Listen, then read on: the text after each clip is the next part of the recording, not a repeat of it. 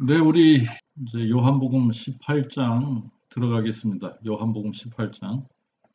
이제 우리가 요한복음 18장 오면 이제 요한복음도 끝이 보이기 시작을 하는 거예요. 끝이 보이는데 18장은 예수님이 겟세마네 동산에서 이제 가룟 유다가 데리고 온 군대와 수제사장들과 바리새인들의 하속인들 그들에게 잡히신다 이런 표현, 잡히신다, 뭐 체포되신다, 뭐 이런 표현을 쓰는데 그런 표현보다는 예수님께서 그들에게 예수님 자신을 내어주시는 사건이다 이렇게 표현을 해야지 될 것 같아요. 예수님이 잡히시는 게 아니라 그냥 그들에게 자신을 내어주시는 거예요.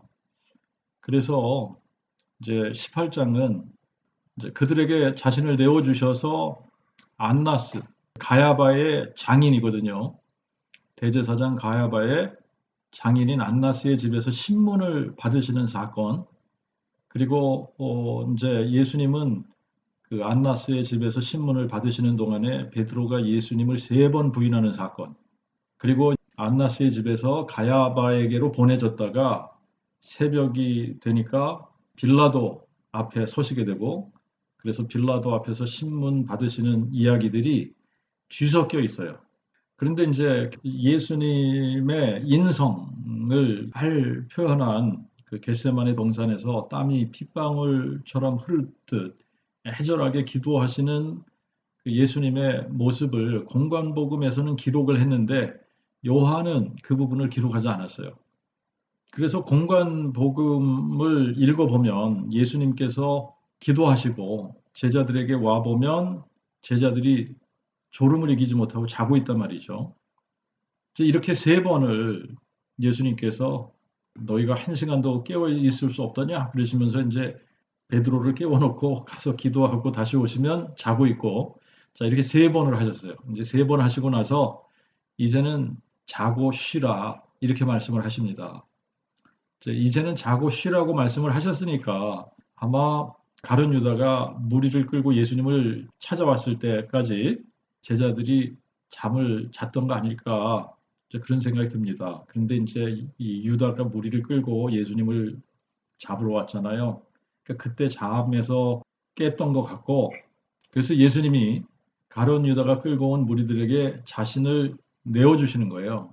자신을 내어주시고 먼저 안나스에게 가서 신문을 받으시고 그리고 이제 우리가 공관복음과 요한복음을 이렇게 비교해서 읽어보면 가야바에게 보내졌다가 공회가 소집이 되고 산내들인 공회 앞에서 밤새도록 또 신문을 받으시는 거죠.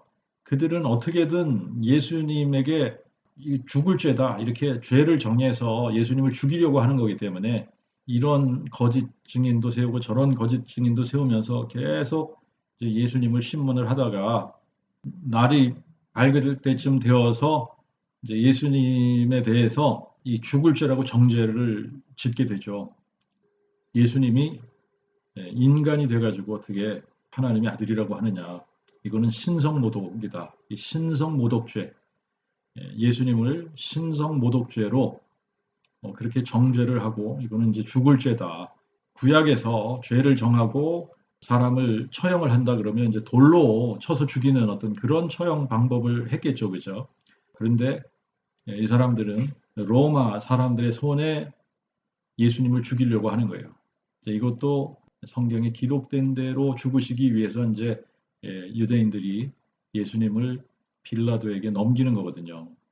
그래서 이제 이 새벽이 되었을 때에 빌라도에게 보내는 거예요. 빌라도에게 보내서 우리의 법으로 하면 이 사람이 죽을 죄를 졌다. 그러니까 이제 죽여달라는 거죠.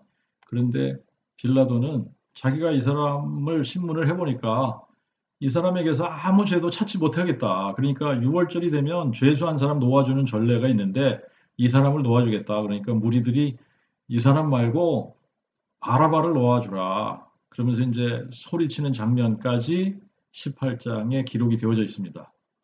이제 이 18장을 오늘은 28절까지 한 절씩 제가 읽으면서 필요한 부분들을 좀 설명을 하면서 28절까지 읽도록 하겠습니다. 1절에 예수께서 이 말씀을 하시고 제자들과 함께 기드론 시내 저편으로 나가시니 거기 동산이 있는데 제자들과 함께 그곳으로 들어가시니라. 기드론 시내 저편에 있는 동산. 이게 공관복음에서는 겟세마네 동산이라고 부르는 동산이에요. 감람산 안에 있는 동산인데 거기에는 2절에 보니까 예수께서 제자들과 가끔 모이시는 곳이므로 예수를 파는 유다도 그곳을 알더라. 이렇게 되어져 있어요. 그런데 여기 가끔이라고 번역이 된 폴라키스라는 단어는 often, many times, 여러 번, 자주라는 의미의 단어예요. 그래서 이게 번역이 어떻게 되어야 되냐면 예수께서 제자들과 자주 혹은 여러 번 모이신 곳이므로 이렇게 번역을 해야지 되는 거죠. 그래서 자주 모였기 때문에 유다도 이 장소를 알고 있다. 18장 3절에 보면 유다가 군대와 및 수제사장들과 바리새인들에게서 얻은 하속들을 데리고 등과 횃불과 무기를 가지고 그리로 오는지라 그랬어요. 이 부분을 12절하고 이렇게 비교를 해보면 12절에는 뭐라고 나와 있느냐면 군대와 천부장과 유대인의 하속들이 예수를 잡아 결박하여 이렇게 되어 있거든요. 이제 가룟 유다가 어느 정도 많은 사람들을 여기에 데리고 왔느냐면 군대와 천부장, 이 천부장은 1000명을 수하에 거느린 사람을 천부장이라고 그러거든요. 그러니까 이제 군대와 천부장과 유대인의 하속들이라고 이렇게 기록을 했단 말이에요. 근데 이 사람들이 무기를 가지고 왔다. 무기를 가지고 왔다. 그러니까 예수님을 잡겠다고 이렇게 유다가 데리고 온 무리들이 어느 정도 되느냐면 마태복음과 마가복음에서는 큰 무리라고 표현을 했어요. 큰 무리. 그러니까 뭐 수십 명 이거는 아니고 1, 200명 이 정도가 아니라 이게 1000명 되는 이런 병력을 동원한 거예요. 그리고 이들이 다 무장한 병력들입니다. 그리고 여기 보니까 등과 횃불과 무기를 가지고 왔다 그러는데 왜 이렇게 많은 군대를 동원을 해가지고 예수님을 잡겠다고 왔냐 생각을 해보면 평소에 예수님을 따르는 무리들이 많았잖아요. 많은 무리들이 예수님을 따랐기 때문에 그랬는지 모르지만 유다가 예수님을 잡겠다고 이 무리들을 데리고 올 때는 상당히 많은 무리들을 데리고 온 거예요. 그런데 지금 시간으로 보면 다들 잠자는 시간이거든요. 예수님을 따르는 무리들도 없는 시간이에요. 그러니까 예수님하고 제자들만 있다는 것을 가룟 유다는 너무나 잘 아는 사실인데 이렇게 큰 무리를 끌고 예수님을 잡으러 온 겁니다. 그래서 이제 왜 이렇게 큰 무리를 끌고 왔을까 생각을 해보면 만약에 예수님이 반항을 하고 특별한 능력을 행사를 해서 대항을 하면 이렇게 많은 사람들이 있어야 제압을 할 수 있을 거다. 아마 이런 생각을 하지 않았을까. 그래서 이렇게 많은 사람들을 동원하지 않았나 이런 생각이 듭니다. 그런데 이제 이 사람들이 진짜 모르는 거예요. 예수님을 몰라도 한참 모르는 거예요. 그죠? 왜 그러냐면 예수님은 전능하신 하나님이시란 말이에요. 전능하신 하나님이면서 사람이란 말입니다. 그러니까 예수님이 마음만 먹으시면 예수님을 잡겠다고 온 군대와 하속들은 한순간에 이거는 다 죽일 수 있는 거예요. 그런데 그냥 그렇게 안 하시는 겁니다. 그렇게 안 하시고 자기 자신을 이 사람들에게 내어주시는 거예요. 그러니까 예수님이 그런 능력이 있으심에도 불구하고 그런 능력을 행사하지 않으신단 말이에요. 그리고 순순히 그냥 이 사람들한테 자기 자신을 내어주시니까 예수님이 그런 능력이 있다라고 하는 것도 모르는 거예요. 그리고 이제 4절에 보면 예수께서 그 당할 일을 다 아시고 나아가 이르시되 너희가 누구를 찾느냐 이러거든요. 예수께서 그 당할 일을 다 아시고 다 아시고 예수님은 정말 모든 것을 다 아시는 거예요. 모든 것을 다 아시는데 구약에 하나님을 모든 것을 감찰하시는 하나님이다. 이게 이제 하갈이 자기의 상황을 여호와 하나님이 다 아시는 것을 알고 나서 하나님은 엘로이, 하나님은 나의 모든 것을 다 감찰하시는 분이구나 이렇게 감탄하면서 엘로이라고 불렀는데 하나님은 모든 것을 감찰하시는 분이거든요. 그러니까 예수님은 모든 것을 감찰하시는 엘로이, 이거를 이제 전지하다 뭐 이렇게 우리는 표현을 합니다. 영어로는 omniscience 혹은 omniscience 이렇게 표현을 하는데 모든 것을 다 아시는 분이라는 거예요. 근데 세상에 모든 것을 다 아는 사람은 한 사람도 없습니다. 나에게 앞으로 어떤 일이 나에게 닥칠 것인가 이거를 아는 사람은 아무도 없어요. 내일 나에게 무슨 일이 있을지, 또 일주일 후에 나에게 무슨 일이 생겨질지, 한 달 후에 나한테 무슨 일이 생겨질지, 1년 후에 무슨 일이 생겨질지. 여러분, 우리가 우한 바이러스, 코비드, 코로나 바이러스가 이렇게 이런 전염병이 돌 거라고 누가 생각을 했습니까? 이거를 예상한 사람 아무도 없잖아요. 그죠? 물론 뭐 이거를 만들어서 퍼뜨리려고 작정을 한 사람들이 있었다 그러면 그 사람들은 다 계획을 한 거니까 다 알고 있었던 거지만 그 외의 사람들은 이거 어떻게 알아요? 그죠? 며칠 전에 저는 친구 한 사람을 잃었습니다. 제가 달라스 신학교 다닐 때부터 친하게 지내던 매주 토요일마다 모여서 함께 먹고 교제하면서 교회에 대해서 토론하고 때로는 신학에 대해서 고민하고 또 토론하기도 하고 뭐 그러던 사이였었는데 저희 교회 여러 번 와서 세미나 인도도 하고 그랬거든요. 제가 그 복음이 열리고 나서 전화해서 그 복음을 선포하고 그랬을 때 가장 교제가 잘 됐던 형제님이고 또 연락할 때마다 그 복음으로 교제를 나누면 잘 들어주고 많은 부분을 공감을 하고 이제 그러던 친구였습니다. 그리고 이제 해병대 출신이고 키도 크고 건장한 사람이에요. 코로나 바이러스에 감염될 거다라고 상상을 해보지를 못했어요. 그런데 저하고 이렇게 마지막으로 통화한 게 보니까 6월 22일 날 통화를 했어요. 그날 전화 기록을 보니까 5차례 통화를 했습니다. 그리고 꽤 통화를 오래 한 것 같아요. 전화가 끊어지면 또 하고 또 끊어지면 또 하고 그래서 총 5번을 통화를 했는데 그날은 제가 그 복음은 신론에 관한 것이다. 그러면서 이 한 분 하나님에 대해서 이렇게 쭉 설명을 하는데 자기도 니케아 공예에서 만들어낸 삼위일체는 아닌 것 같다. 그러면서 제가 한 이야기를 자기도 어느 정도 공감한다 그러면서 한번 잘 생각해 보겠다. 그리고 전화를 끊었어요. 그리고 이제 전화해서 처음에 이렇게 통화를 할 때 이제 무슨 얘기를 했냐면 요즘 왜 마스크를 써야 하는지에 대해서 저에게 이야기를 해줬거든요. 왜 지금 사람들이 마스크 안 쓰면 안 되는지, 마스크를 꼭 써야 된다 그러면서 이제 그런 이야기를 해줬는데 그렇게 통화하고 몇 주가 지났어요. 7월 18일에 저에게 이제 사진과 함께 메시지 하나가 왔습니다. 친구 와이프인 자매가 남편이 코비드로 ICU에서 사경을 헤매고 있다. 그러니까 기도해 달라는 메시지를 보내왔어요.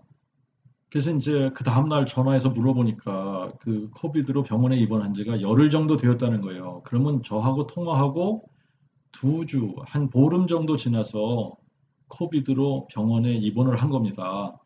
저하고 통화할 때만 해도 너무나 씩씩하고 건강했거든요.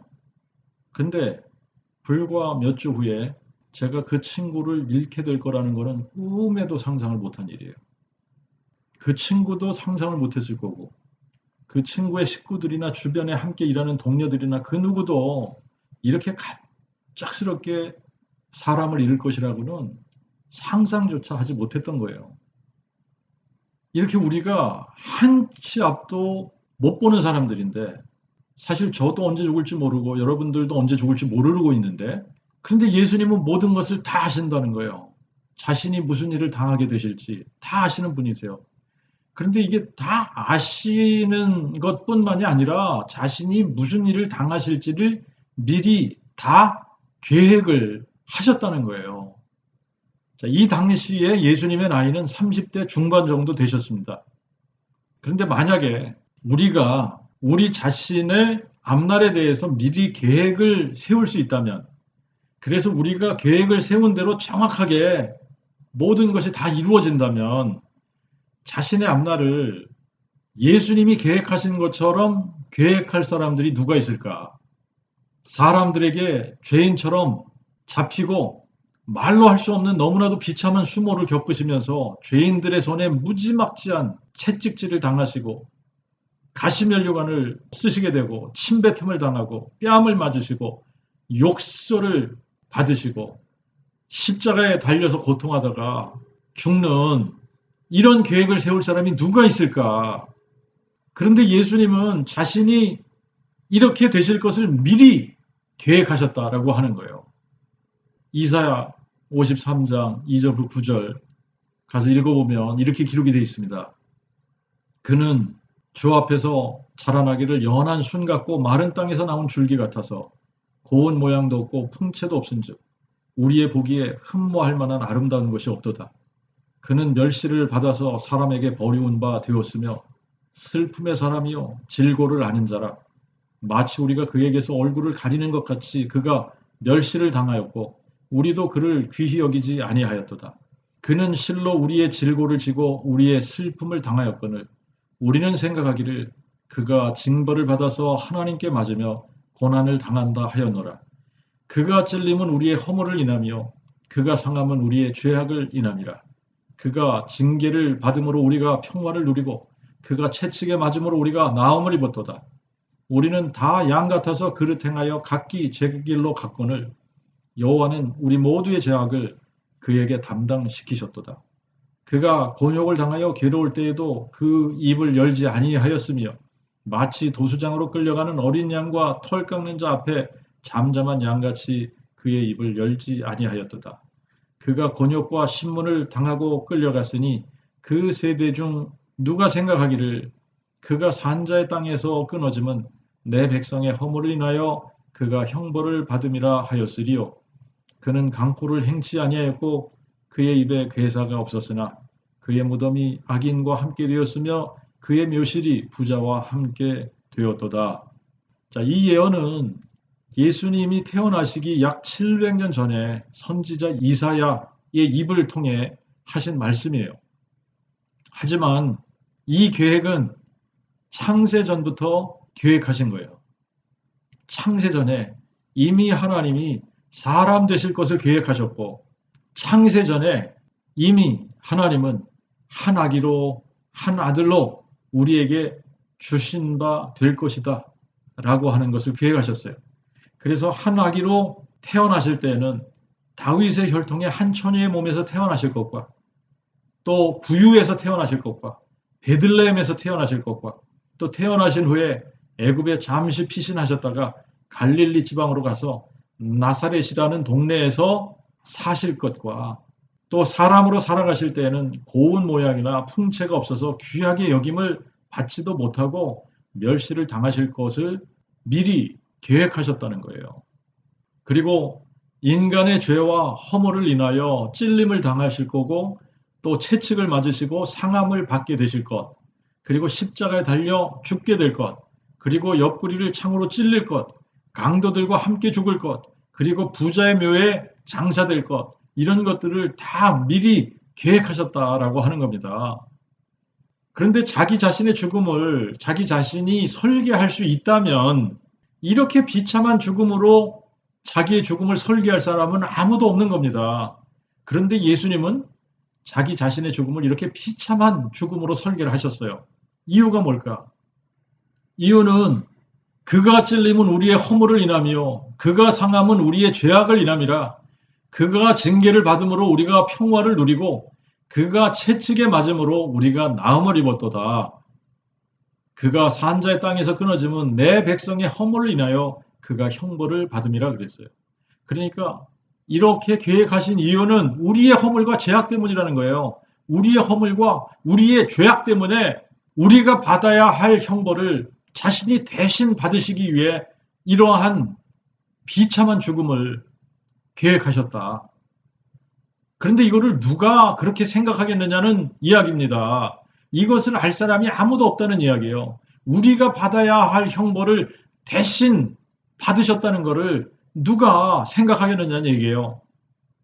아무도 그분이 우리의 허물과 우리의 죄악으로 인해 우리가 받아야 할 형벌을 대신 받으시는구나 이렇게 생각할 사람이 아무도 없다는 이야기입니다. 그런데 부활하신 후에는 사람들이 아는 거예요. 아, 그렇구나. 예수님은 죄가 없으신데 우리의 허물과 죄악 때문에 우리를 대신해서 십자가 형벌을 받으신 거구나. 그렇게 깨닫게 되는 거예요. 그런데 그 전에는 이것을 깨달을 사람이 없다는 얘기입니다. 자, 그래서 예수님은 만세 전에 이런 계획을 하셨다라고 하는 겁니다. 이런 계획을 하셨어요. 그래서 예수님을 잡으려고 이렇게 많은 무리를 대동해서 유다가 왔을 때 이제 예수님은 순수히 자기 자신을 그들에게 내어주신 거예요. 그들에게 내어주셨다. 이제 예수님께서 너희가 누구를 찾느냐? 그러니까 그들이 대답하되 나사렛 예수라 하거늘 예수께서 그들에게 이르시되 내노라 나니라 하시니까 그를 파는 유다도 저희와 함께 섰더라. 이제 6절, 7절까지 우리가 보면 예수께서 저에게 내니라 하실 때에 저희가 물러가 땅에 엎드러지는지라. 내니라 하실 때 저희가 물러가 땅에 엎드러졌대요.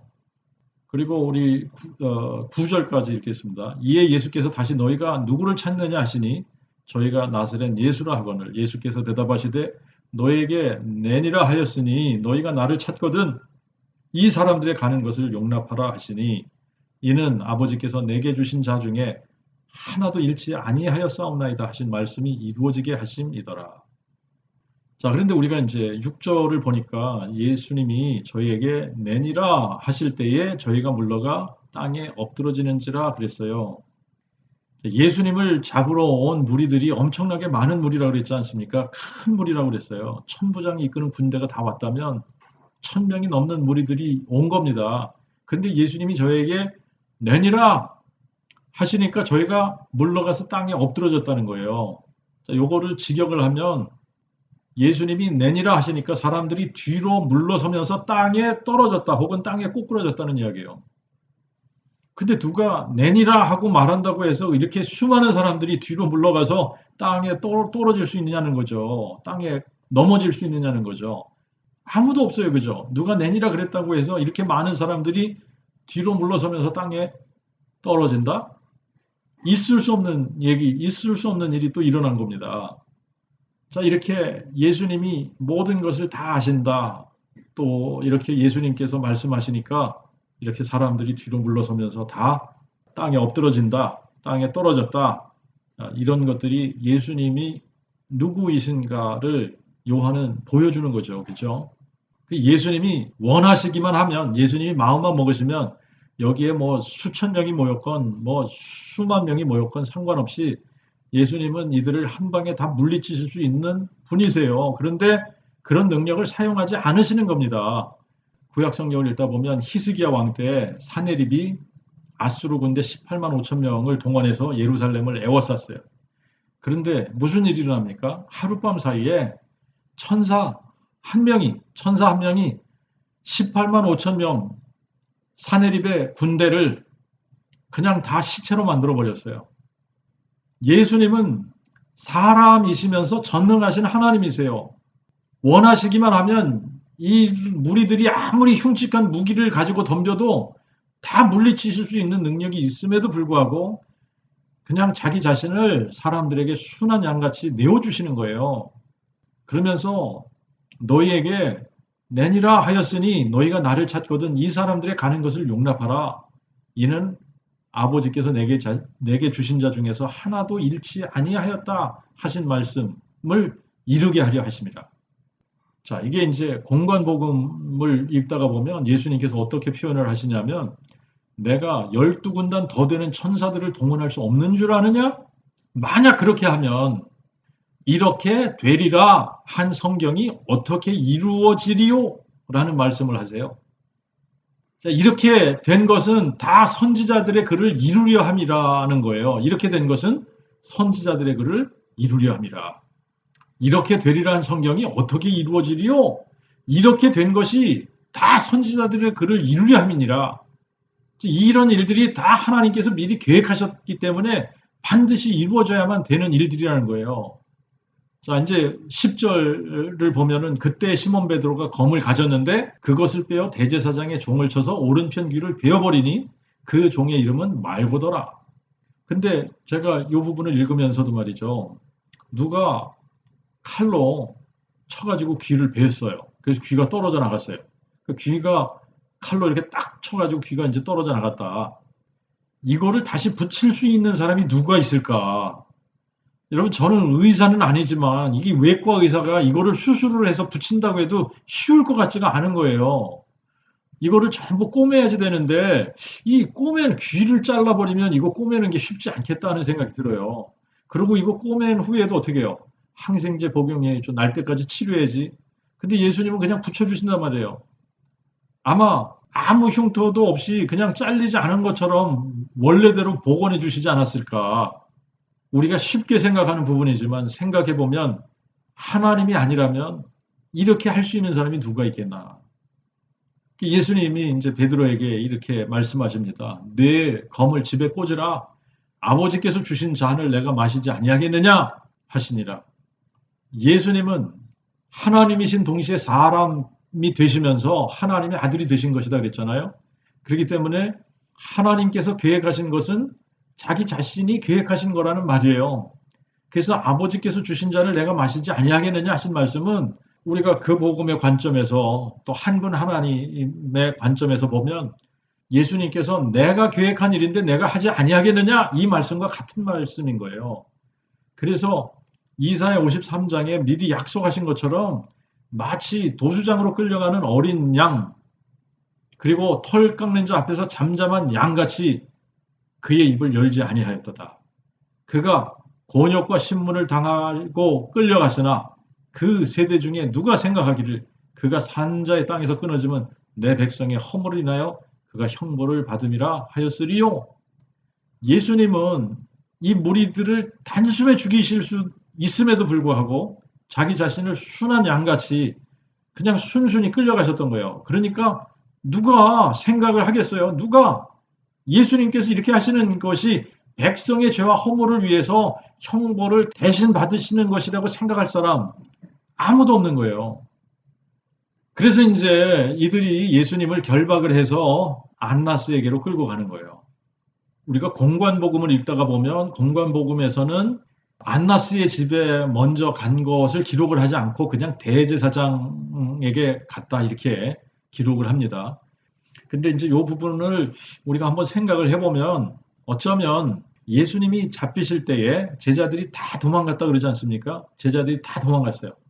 그러니까 다 도망갔는데 어디로 먼저 끌려갔는지 알지 못하는 거예요. 그런데 베드로와 요한 복음서를 읽다가 보면 요한은 분명히 공관복음서를 보면은 베드로와 요한이 다 같이 도망간 거예요. 한 명도 안 남고 예수님 홀로 남겨놓고 다 도망갔다 그랬습니다. 그런데 여기 보니까 베드로와 요한은 예수님을 따르고 있는 거예요. 지금요. 멀리서 따르고 있는 거예요. 그러니까 지금 요한복음과 공관복음서를 비교를 해보면 베드로와 요한이 도망을 갔다가 다시 돌아와서 무리들 틈 속에 끼어서 예수님을 따랐던 것 같아요. 그래서 요한은 이 부분을 공관복음을 기록한 기자들보다 좀 더 상생하게 이 부분을 기록할 수 있지 않았나 생각을 합니다. 12절부터 14절을 보면 이에 군대와 천부장과 유대인의 하속들이 예수를 잡아 결박하여 먼저 그를 안나스에게로 끌고 가니 안나스는 그 해의 대제사장인 가야바의 장인이요 가야바는 유대인들에게 한 사람이 백성을 위하여 죽는 것이 유익하다 권고하던 자더라. 이제 14절을 먼저 이제 좀 보겠습니다. 14절에 보면은 가야바는 유대인들에게 한 사람이 백성을 위하여 죽는 것이 유익하다 권고하던 자더라 그랬어요. 어디서 그랬냐면 요한복음 11장 49절 50절에 보니까 그렇게 가야바가 그렇게 말을 했어요. 요한복음 11장에 가서 보면 그 중에 한 사람 곧 그 해의 대제사장인 가야바가 저에게 말하되 너희는 아무것도 알지 못하는도다.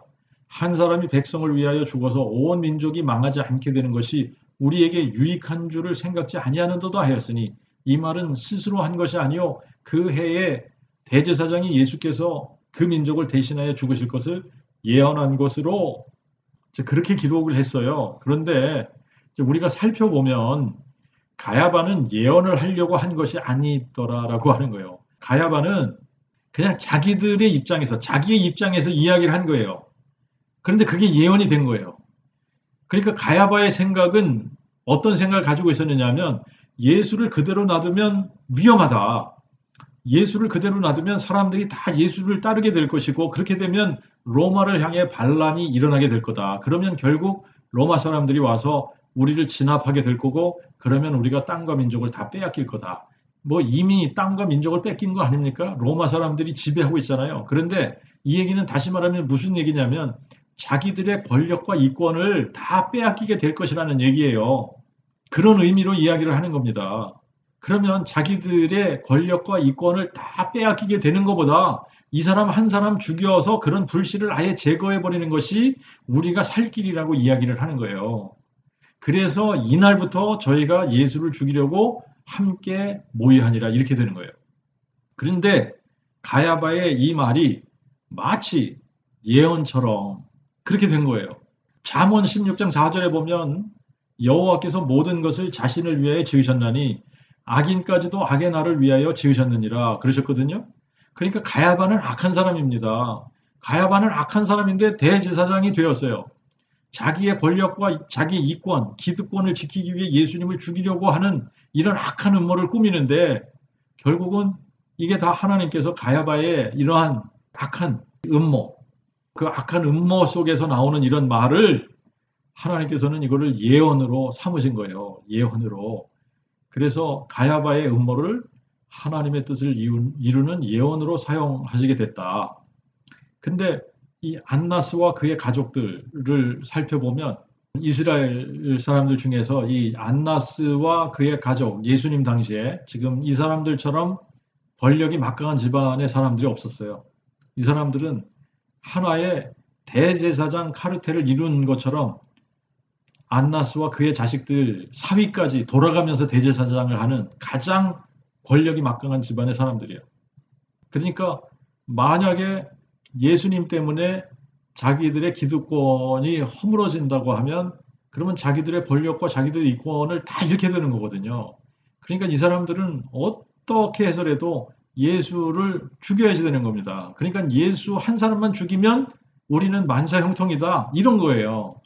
자, 이제 그런 악한 그런 마음을 품고 이제 예수님을 죽이려고 음모를 이때부터 꾸미기 시작을 하는 겁니다. 그런데 이제 지금 예수님을 결박을 해서 제일 먼저 데리고 간 것이 안나스의 집이에요. 근데 안나스는 가야바의 장인입니다. 근데 예수님은 밤이 새도록 안나스의 집에서부터 시작을 해요. 안나스의 집에서 신문을 받으시고 그리고 나서 이제 안나스가 가야바한테 보냅니다. 그래서 가야바에게 끌려가서 가야바에게 신문을 받으시고 또 가야바가 공회를 소집을 합니다. 그래서 사내들인 공회 앞에서 또 신문을 받으시고 그리고 이제 거기서 판결을 받으시고 새벽이 돼서 빌라도에게 끌려가시는 거예요. 빌라도에게 끌려가셨을 때 빌라도는 헤롯이 예루살렘에 와 있는 것을 알고 예수님이 갈릴리 사람이다. 그러면 이 헤롯의 jurisdiction, 헤롯의 권위 주권 안에 사는 사람이다. 이거를 알고 헤롯에게 보냅니다. 헤롯하고 빌라도하고는 사이가 앙숙이었었는데 이것을 계기로 둘이 친해졌다 그러거든요. 그래서 이제 예수님을 빌라도가 헤롯에게 보냈다가 이제 헤롯이 또 예수님을 신문하고 나서 다시 빌라도에게 보낸 거예요. 그러니까 빌라도에게 가서 또 신문을 받으시다가 헤롯에게 가셨다가 또 헤롯에게 신문을 받고 다시 빌라도에게 와서 마지막 판결을 받게 되시는 거다. 그런데 요한복음에 의하면 예수님이 안나스의 집에 끌려가서 신문을 받으시는 동안에 베드로가 예수님을 3번 부인하는 일이 생기는 거예요. 이제 그 부분을 우리가 이제 한번 보겠습니다. 15절 16절을 보면 시몬 베드로와 또 다른 제자가 예수를 따르니 이 제자는 대제사장이 아는 사람이라 그가 예수와 함께 대제사장의 관정에 들어가고 베드로는 문 밖에 서 있는지라 대제사장이 아는 그 다른 제자가 나가서 문 지키는 여자에게 말하여 베드로를 데리고 들어왔더니 그래요. 이제 시몬 베드로와 또 다른 제자가 예수를 따르니 그랬어요. 근데 여기서 보면 다른 제자들은 다 도망갔는데 베드로와 요한만 도망갔다가 다시 돌아왔다. 이렇게 볼 수 있을 것 같고 그래서 예수를 따르는데 다른 제자들도 궁금했을 것 같아요. 그래서 이제 다른 제자들은 뭐 어쩌면 날이 새고 예수님 십자가형을 받으시고 십자가 처형 당하실 때 무리들 속에 끼어서 예수님이 고난당하시는 모습을 다 지켜보았을 거라는 생각이 들어요.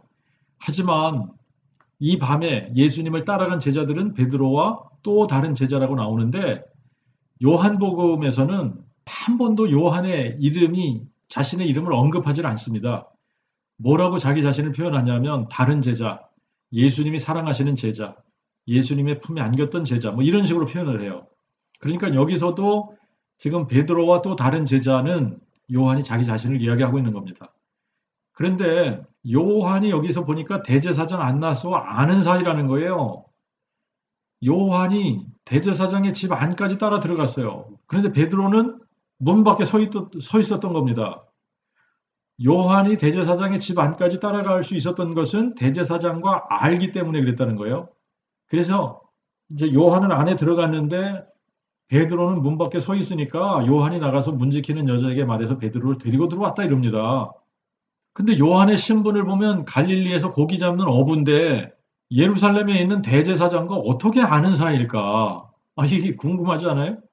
이거 추정을 해보면 요한의 어머니 이름이 살로메입니다. 그런데 살로메는 예수님의 어머니하고 자매 관계라고 나와요.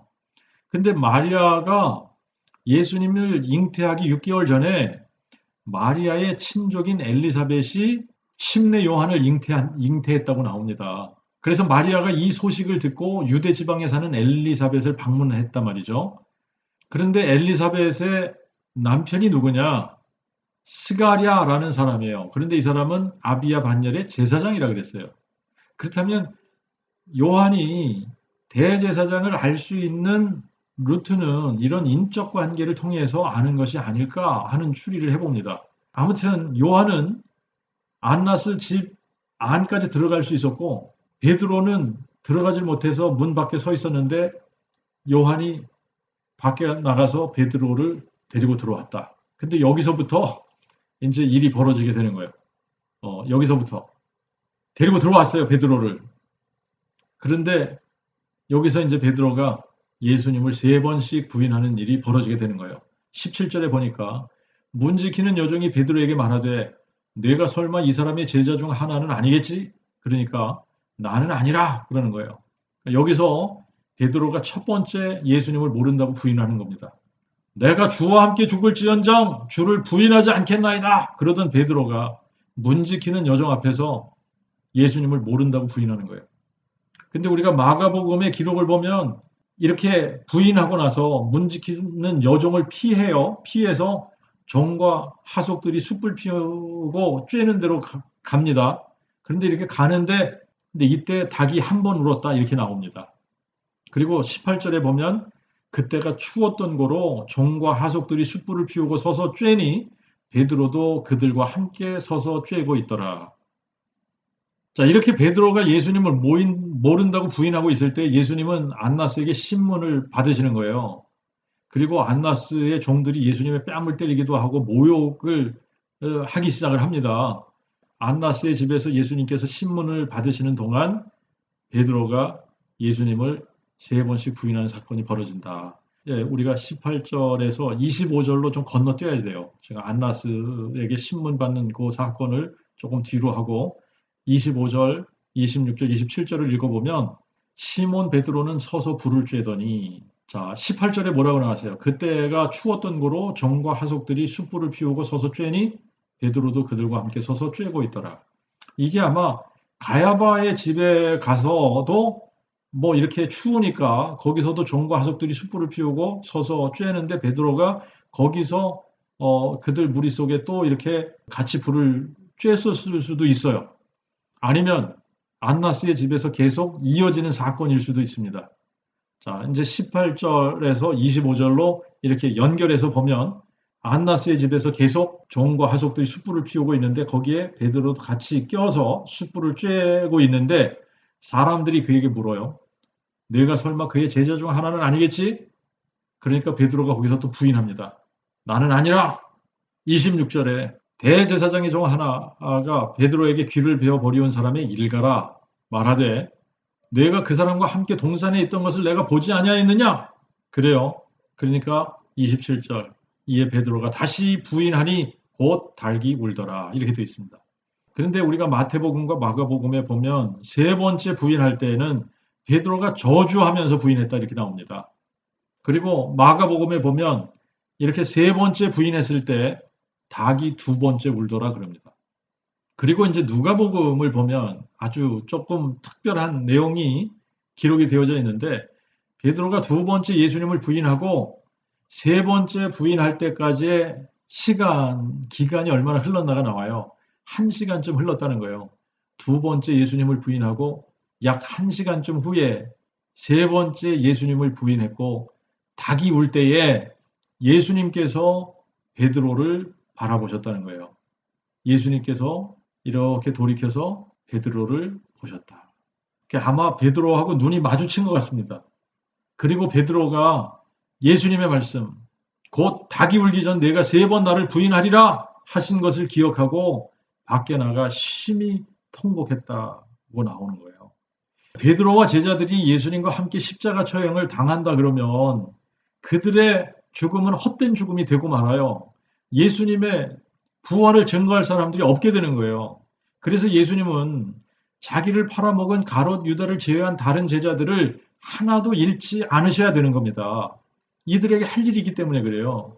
예수의 부활을 증거해야 할 사명이 남아있는 거예요. 그렇기 때문에 예수님과 함께 처형을 당하면 안 되는 겁니다.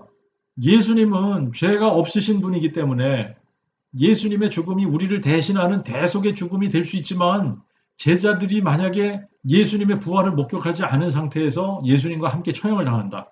그러면 그들은 아직 지금 예수님이 부활하신 후에 예수님이 부활하셨다는 소식을 전해줘도 그거를 믿지 못했는데 예수님이 누구신지 정확하게 알지 못하는 상태란 말입니다. 지금이. 그러니까 이제 자기들의 죄의 문제가 해결되지 않은 상태에서 이게 자신들의 죄의 삭스로 죽는 거기 때문에 무의미한 죽음이 돼버리는 거예요.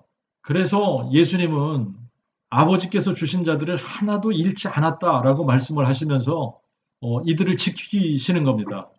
제자들이 여러분 우리가 지금 상황을 우리가 이제 생각을 해보더라도 말이죠. 다른 종교에서도 그냥 이렇게 순교하는 사람들이 있지 않습니까? 그죠? 영원한 생명이 아닌데도 잘못된 교리인데도 불구하고 잘못된 신을 섬기면서도 자기가 믿는 교리 때문에 그것을 위해 죽는 사람들도 있단 말이죠. 어쩌면 예수님의 제자들도 의리로 예수님을 위해서 죽을 수 있는 사람이 있을 수도 있겠죠. 제자들이 다 우리가 주와 함께 죽을지언정 주를 부인하지 않겠나이다 이렇게 맹세를 했는데 그러면 예수님도 어쩌면 그렇게 생각하셨을 거 아닙니까? 그래 너희가 그런 마음을 가지니까 고맙다. 그러나 예수님은 다 아시는 거죠. 나를 홀로 놔두고 너희들이 다 도망갈 거야. 그런데 너희는 나와 함께 죽으면 안 돼. 지금 너희가 나와 함께 죽으면 안 되는 거야. 너희는 남아 있어야 돼. 왜 그러냐면 내가 죽은 자 가운데서 다시 살아날 것이거든. 그러면 너희는 내가 죽은 자 가운데서 살아났다라고 하는 것을 만방에 알려야지 되는 거야. 그 일을 위해서 너희는 살아 있어야지 돼. 그러니까 베드로가 예수님을 3번씩 모른다고 부인을 할지언정 너는 나를 부인하면서라도 살아남아야 했을 때 그래서 내가 죽은 자 가운데서 살아났다라고 하는 것을 너는 선포하고 다녀야지 돼. 이런 의미로 예수님께서 사인을 보내주셨을 수 있다라고 하는 겁니다. 자, 그런데 어쨌든 누가복음 22장 61절에 보면 닭이 울으니까 예수님께서 이렇게 베드로를 바라보셨고 베드로하고 눈이 마주친 것 같아요. 그러니까 베드로가 주의 말씀 곧 닭이 울기 전에 내가 3번 나를 부인하리라 하신 것을 기억하고 베드로가 밖에 나가 심히 통곡하니라 그랬어요. 베드로의 3번 부인한 사건까지 우리가 이제 살펴보았습니다.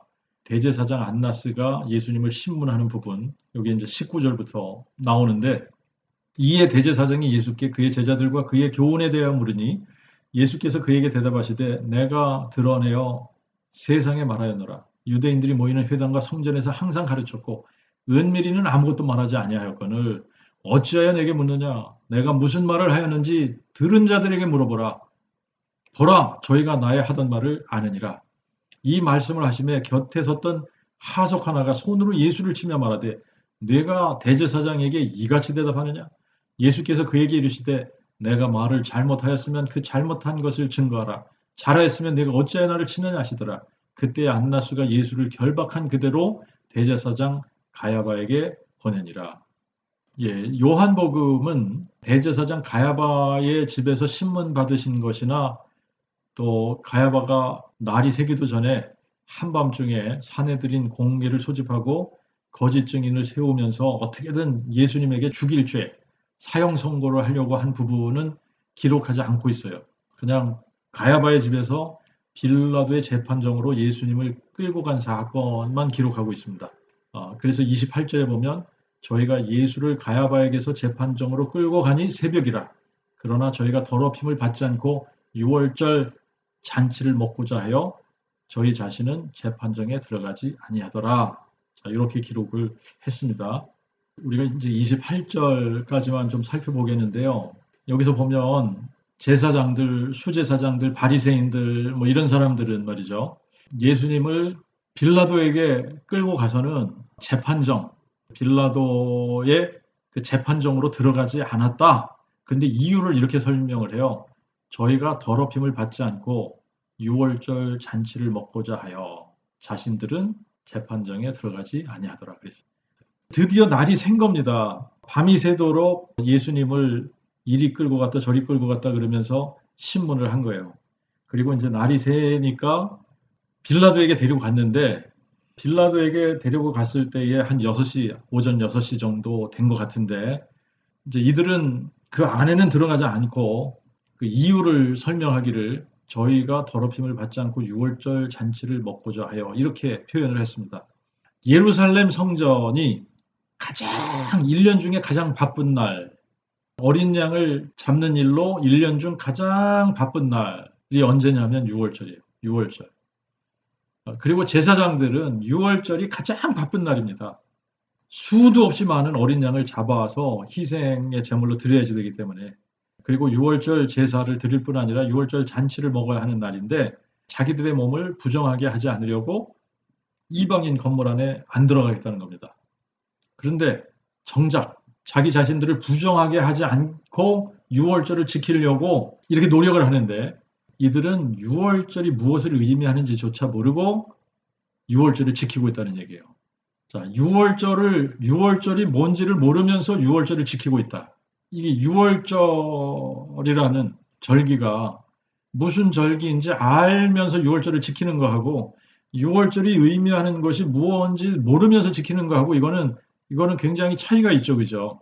지금 우리가 뭐 부활절이 무엇을 의미하는지 알고 부활절을 지키고 성탄절이 무엇을 의미하는지 그거를 정말 마음에 믿으면서 지키는 거하고 그게 뭔지 마음에 믿지 않으면서 그냥 지키는 거하고는 이게 차이가 있는 거예요. 그죠? 6월절 그러면 출애굽이 생각이 나야지 돼요. 출애굽. 이스라엘 백성이 애굽에서 종살이 하고 있었는데 이 종살이하던 이스라엘 백성들을 하나님께서 애굽에서 나오게 하실 때 6월절을 제정해 주시면서 6월절 어린 양을 잡아서 그 어린 양의 피를 6월절 양 먹는 그 집에 문설주에 바르게 하신 겁니다. 그래서 여호와께서 애굽의 모든 집의 장자들을 죽이실 때에 어린 양의 피가 문설주에 묻어 있는 집은 뛰어넘었다는 거예요. 6월 하셨다는 거죠. 뛰어넘었다. 패스오버 하셨다. 그래서 그 집은 심판 이르지 않게 하신 겁니다. 자, 이걸 하나의 모형으로 우리에게 주신 거예요. 애굽에서 이스라엘 백성들이 종살이 했는데 이 노예에서 해방되는 유일한 길은 애굽에서 빠져나오는 것밖에 없습니다. 근데 문제는 뭐냐면 바로가 놔주지를 않는 거예요. 바로가 놔줘야만 출애굽을 하는데 놔주지를 않으니까 하나님께서 10가지 재앙을 내리시는 거거든요. 그래서 그 10번째 재앙이 장자를 죽이시는 거예요. 그런데 장자의 죽음을 면하는 길은 하나님께서 예비하신 길밖에 없는 거예요. 장자가 죽어야 되는데 이 장자의 죽음을 면하는 유일한 길은 장자 대신 그 자리에 장자가 죽어야 되는 그 자리에 어린 양을 잡아서 대신 죽게 하는 겁니다. 그리고 우리도 세상에서 다들 종노릇하고 있는 거예요. 죄의 종노릇하고 있는데 마귀가 우리를 놓아주지 않고 있는 겁니다. 그래서 하나님께서 여호와의 유월절을 통해 우리의 죽음을 대신할 하나님의 어린 양을 우리에게 주신 거예요. 그분이 바로 여호와 하나님 자신인 거예요. 여호와 하나님 자신이 사람이 되셔서 우리의 죄를 대신할 속죄의 희생 제물이 되셨단 말입니다. 자, 우리 육체가 다 풀 같은 이유가 있어요. 죽음 때문에. 죽으니까 우리는 다 풀 같은 인생인 거예요. 그런데 죽음이라는 거는 죄로 말미암은 겁니다. 그래서 우리 모두가 죄의 종노릇하고 죽음을 무서워하고 마귀의 종노릇을 하면서 사는데, 근데 마귀는 우리를 놓아주려고 하질 않는 겁니다. 절대 안 놓아주려고 하죠. 근데 죽음 후에는 심판이 있고 영원한 형벌을 받아야지 되니까. 그래서 하나님께서 마귀를 멸하시고 우리를 죄의 종노릇하는 곳에서 해방시켜 주시기 위해서 하나님께서 친히 사람이 되셔서 자신의 몸을 하나님의 어린 양, 유월절 어린 양 희생 제물로 자신의 몸을 주신 거예요. 그런데 중요한 것은 유월절 어린 양도 죽음으로 끝나는 것이 아니다라고 하는 겁니다. 유월절 어린 양도 죽음으로 끝나는 것이 아니다. 유월절에 어린 양을 잡아 희생의 제물로 드리면 3일째 되는 초실절에 다시 살아나는 거예요. 이게 부활의 첫 열매가 되는 거예요. 예수님이 정확하게 유월절 양 잡는 시간에 십자가에서 운명하시고, 무교절, 누룩이 없는 절기인데, 누룩이 없는 절기라는 것은 죄가 없는 것을 의미하는 겁니다. 죄가 없다라는 것은 유월절 속죄 제사로 죄가 제거되었다는 의미고, 그리고 예수님은 우리의 죄를 담당하시긴 하셨지만 그분은 죄가 없으신 분이다. 그래서 그의 몸이 썩지 아니하실 것을 의미하는 거다. 그게 무교절이에요. 그리고 무교절이 시작한 바로 다음 날 초실절을 지내는데, 초실절은 부활의 첫 열매로 십자가에서 죽으셨던 예수께서 다시 살아나시는 것을 예정해 놓으신 절기가 초실절이다. 그래서 사흘 만에 살아난다고 하는 거거든요. 사흘 만에 살아난다. 6월절에 죽으시고 초실절에 살아나셔야 되기 때문에 사흘 만에 살아나신다고 하는 거예요. 마치 이스라엘 백성을 출애굽시키기 위해서 6월절 어린 양을 잡게 하시고 바로를 굴복시켜서 이스라엘 백성을 출애굽시키신 것 같이 6월절 어린 양으로 오신 예수님은 죽은 지 사흘 만에 부활하셔서 마귀를 굴복시키신 거예요. 마귀를 멸하시고 죽음을 무서워해서 평생 매어 종노릇하는 모든 자들을 놓아주시기 위해서 생명과 죽지 아니함을 우리들에게 드러내 보여주신 겁니다. 그래서 요한일서 2장 2절에 보면 그리스도는 우리 죄를 위한 속죄 제물이니 우리 죄뿐만 아니라 온 세상의 죄를 위하심이라. 온 세상의 죄를 위해 2000년 전 하나님의 어린 양으로 오신 예수님은 자신의 몸을 흠없는 속죄 제물로 드리셔서 완전하고 흠없는 속죄 제사를 단번에 드리신 거예요.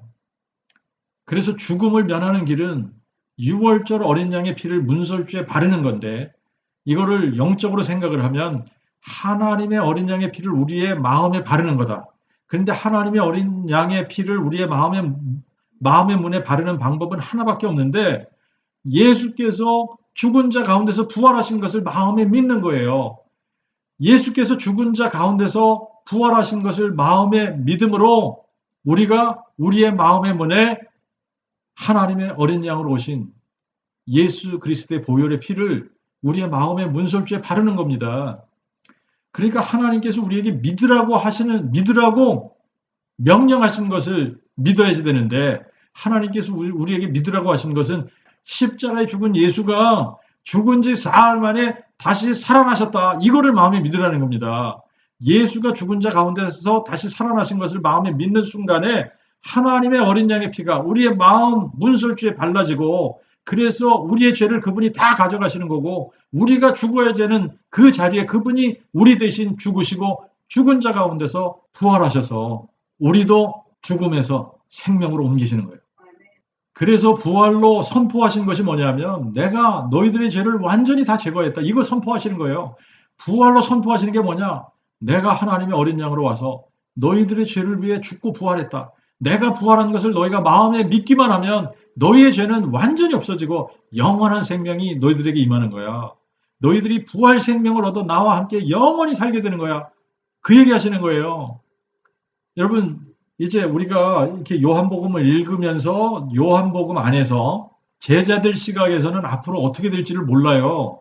제자들은 지금 앞으로 어떻게 될지 모르는 거예요. 그러니까 두려워하고 있는 겁니다. 그래서 다 도망가고 두려워하지만 우리는 신구약 성경을 다 가지고 있어서 그 다음 사건이 어떻게 전개되는지 너무나 잘 알아. 그러니까 우리는 6월절의 의미도 그 복음으로 알고 믿을 수 있는 거예요. 그런데 아직도 지금 6월절이 무엇을 의미하는지, 부활절이 무엇을 의미하는지, 그 복음이 무엇인지 이거를 모르면서 무조건 예배당만 왔다 갔다 하면서 종교적으로 그냥 교회 생활하는 사람들이 수도 없이 우리 주변에 많이 있습니다. 자, 그런데 이들이 6월절이 의미하는 그 의미가 무엇인지를 바르게 알고 마음에 믿기만 하면 이들도 요한복음에 지금 이 18장까지는 아직도 제자들은 이거를 모르기 때문에 다 두려워서 베드로도 예수님을 3번씩이나 부인하는 지금 이런 형편이지만 그러나 정말 예수님이 부활하신 후에 자, 이들이 어떻게 변하는지 우리가 이제 보게 되면 말이죠. 그러면 우리도 정말 마음에 제자들이 그들이 보았던 그들의 눈으로 정말 예수가 죽는 것을 너무나 확실하고 분명하게 보았는데 그런데 사흘 만에 그분이 다시 살아나셔서 제자들에게 나타났다. 그런데 제자들에게 나타났던 그 예수님이 우리들에게 나타나셔서 우리에게 보이셨다. 그럼 우리도 마음의 눈으로 보고 믿는 거 아닙니까? 그죠? 이렇게 정말 십자가에 죽은 예수가 사흘 만에 다시 살아났다라고 하는 것을 우리 마음의 눈으로 보고 믿기만 하면 영원한 생명이 우리들에게 임해서 우리도 예수님의 부활 생명을 갖고 영원히 사는 사람들로 땅 끝까지 그 복음을 선포할 수 있는 사람들이 되는 거다. 오늘은 여기까지 하겠습니다.